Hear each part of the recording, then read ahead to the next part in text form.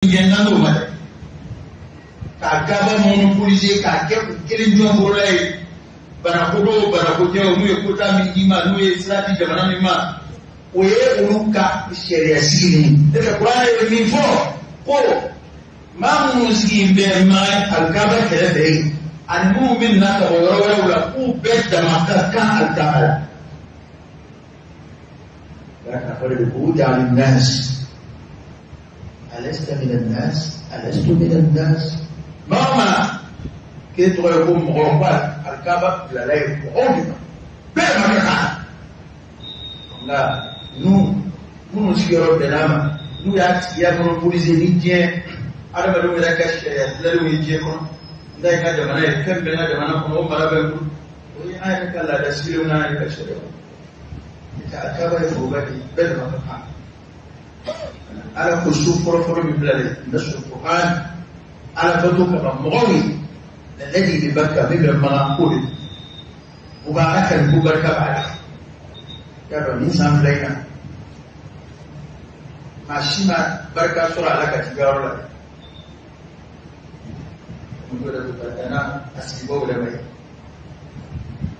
نقول ناكل جرا أصلا بشري na forofa jaman ma na da matirin na donin da aka gura mola kuma na donin da jama'a wurin mola na fi baraka da kwana ya ga fasu da bebe da makaka ga kashina baki kwaje ko kuma o bari ba mu sigi nan ma kudu da bari yasa ba wai amani da bashiyan so aku zaman stande la fianso وممكن يحكي سلكة وفورة كسيد بفورة إما وادي ورسلك فرنوم ورملا وما بناني يلا غريب جمال جايا فنيكو وقلة سنفولو ما سيرا ما وادي ورما يرمنا جمال فوق ما سيرا فوق ما فوق جمال ما فرنوم فوق يوم بنانا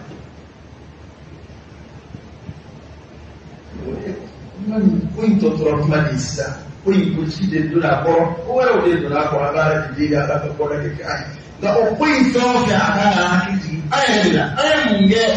نعرف بري ندعونا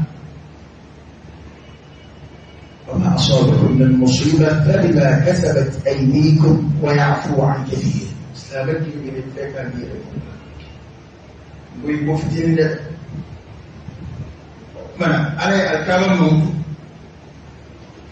aku kawaku cara al-kabar maqam Ibrahim kufur wa man dakhalahu kana amina bari ma min duna yi haram kono hidana mo akira tola be dara osani fugoro de hali al-kabar ko be ro da sallallahu alaihi wasallam ko indanne dara kata tefiya من دخله كان آمنا يجي بكم وفاء من هذا من يسوع دي كلا يحسن من فوق ربنا إذا ما تكلي ولين تكلي أنا كاب كونفرنس أو من فتنة عنصر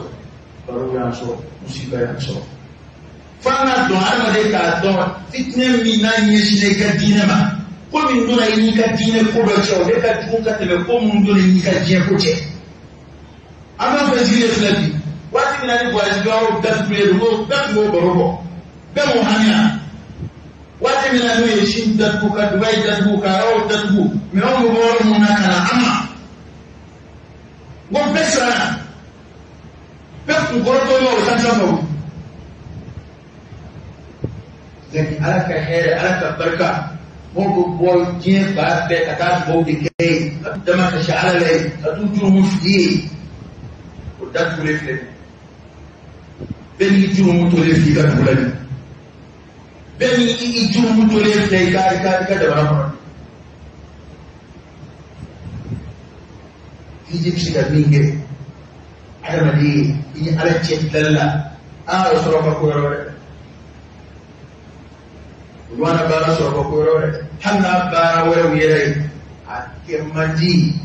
ani hijite ala ya kawo ولما من دونه ما كدنا ندور عرم كرة كدنا أسرع كهيجي فردالفو نفنا بمجرى كهيجي فردالفو وناسي بما سيد جل كأنه إما كهيجي تام شاكم بيبرو إبن ريكت دبارة بيبرو فهم بيبرو يلعن بيبرو ولا باسي بيبرو بيسمع فنودي استطاع من فهمنا كفروا قوي تنسك سافر فجاء الفرقود كناوني كنصر باللمبي شباب الصومي معقوب شكل بركة تايجيو بدفع أو دفع لهم ما جبت الله لا يجي كل نجلسي فوق راسي يقولون وكتاون لا تنافر كي تدي بارن ما في مرو موتافا نافر فوق بارن ما تدي أكنا كاكا دنجة na ningana darsu di macama afalin lalo mi bulu ko min kel kama ni ko mando ikya ya ni ko ka dunya ci jango ki tale da ya ni ko ide ije sabe do shumbu kunya ona ta de mo ma alisa ni mere decision da ana kan jamana chama maybe uka don ma uka hakila tuka decision na kun kato ba chama siya hari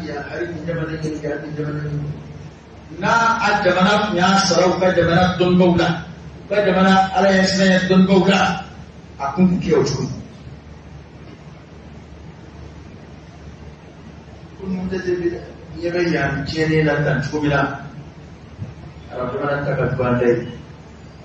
lisan chene jadi tekarga ala kaburaka aqulu qawli hadha wa astaghfirullah al-azim al-jalil li wa lakum fastaghfiruhu innahu huwal ghafurur rahim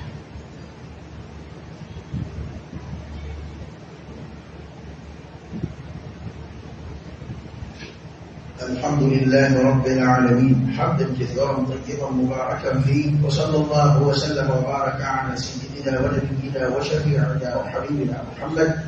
وعلى آله وأصحابه وسلم تسليما كثيرا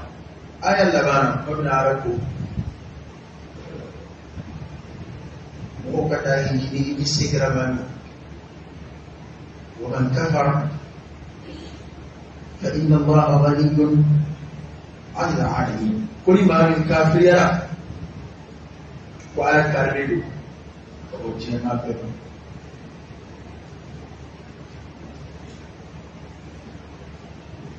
يجي حكمان يبقى سوريا يانغا أنا نورا كتير إمي فليكا نفوس سيرة جوابه ما منا إيشكا جوابه بروبات نتاكا تاني بنادم هذا الشرع ابن سليمان مثل الله تعالى ما كيوجي في كل عامنا تنو هذا الشرع أي بوكي كلام وايد بوكي هذا الشرع بنادم وكان شيء على ديني كان يسوي لنا نوعين مسلو فرنسيين ودو يبنى مو بيكم لينا نبرا كتيرنا وكم سودة ما شفت أنا كل يجي تبلغ وعلى يمكن نفوق مو أيام موقع فقط أقول من بسنا أسلام يا كشعارنا أسلام يا كوبولا إجازي يعني كل واحد فينا شاودو بنا نفوق تكتشين يبلغ dole ne na bibi fara kere telauka o dole na ko kun mu ga ke kun yana ka ke asibu mu bi yi kuma da ima fara ina kiyama kiyaka amsari bin na kiyama kiyaka ko arabna fo ko bomba shuruke da ko ai shuruke akata ko bomba ya ru shuruke ko katta bashe ba je shuruke ba shuruke la ko ulu bisuyuke mamu yesiri yebebe mamu mabutesilla nulu kubisuyuke chuochu kuroti upala ko bi ke ko min luma kile tole da tala ko tiga ko ale ko man ko numu muslimu ba ka suyuke ka ala son de ngake ko numu be wele ka da suyuduma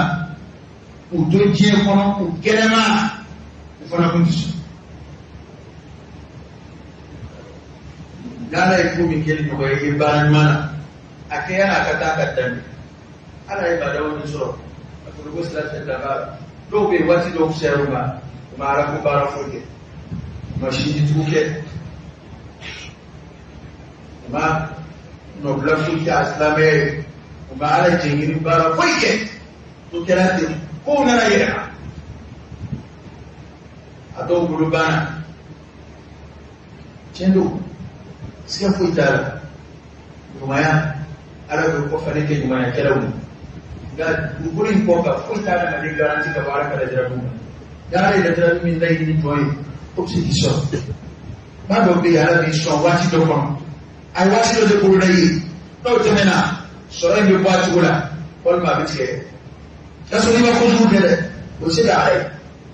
ummi kana jarabu da saka ta o fanye ngono na so ni ko ma do ke amul bebe bolla o je bara wa me bolla o de la ye bugule so be ko do ke ko ma ka don yara ka taka bo mudu misina ski bara do ke e mo an do mo na ka ala kula e kasi ko jinare wa wati na dika sara ka do ta ara wati hadi masu sumaya imu mara ala de ko be wati ne balla ka bunin basoro e entrepreneur e jija ikasanje usembe ka misiri kilin doka faraka hali marshe sumayara itemeto yo misiri wele kabe abi hakliski dawa nisiki medron ka ko patita ka tage wallahi qur'an baran ma foyoro qur'an ba itiriya kata kelima itiriya kata baran ma ne no for istidafara من آيات القرآن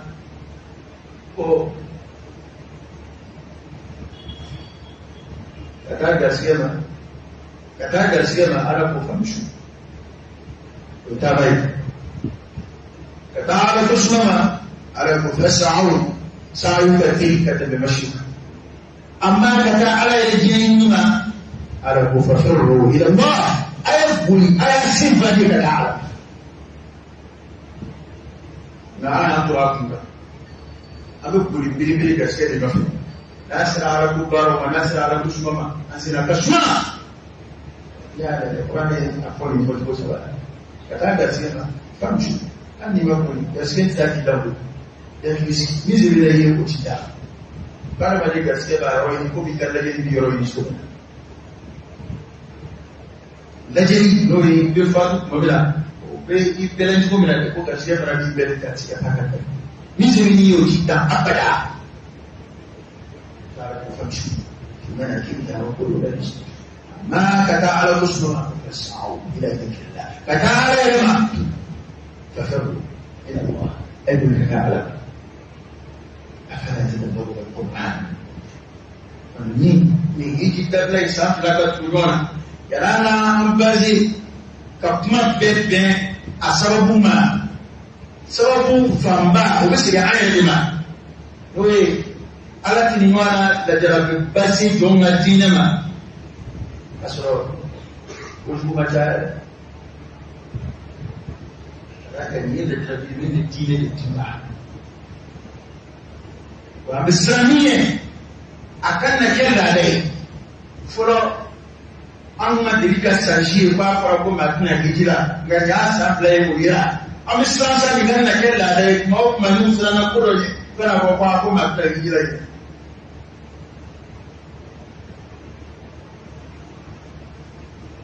misiri mashi madirka ga jiya kuma kwaye misiri da kukunin gwamnati sila an yi fara yi an yana jiya misiri babba bai da tura ko fara kan da kai da kai kada kukunin ko kana harakibin na kuma ne يدعو شو عليك السلام صلى الله عليه وآله وسلم عبد الله أبا رقابا أمهات المؤمنين أفكر أبي بعدهم كرام فتنة من الله بشيء كرام الثانية هم دول يعني فرد معطوط هم سوقنا عندما كلام حكم ما به على كثر ما بانجلا على كلا فوق أهم كل بوما تايا لبوما سرقة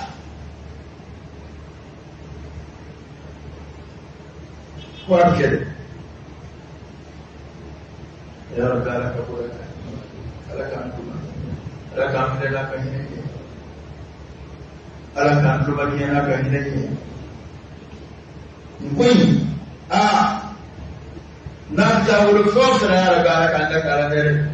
على كهنا أنا لك يا فأما ربنا لا تؤاخذنا بما فعلنا ولا بما فعل السفهاء منا ربنا لا تؤاخذنا إن نسينا أو أخطأنا ربنا ولا تحمل علينا إصرا كما حملته على الذين من قبلنا ربنا ولا تحملنا ما لا طاقة لنا به واعف عنا واغفر لنا وارحمنا أنت مولانا فانصرنا على القوم الكافرين اللهم إنا نسألك الهدى والتقى والعفاف والغنى ونعوذ بك من الفقر إلا إليك ومن الذل إلا لك ومن الخوف إلا منك ومن التوكل إلا عليك ومن الرجاء إلا من عندك ولا تخيب فيك رجاءنا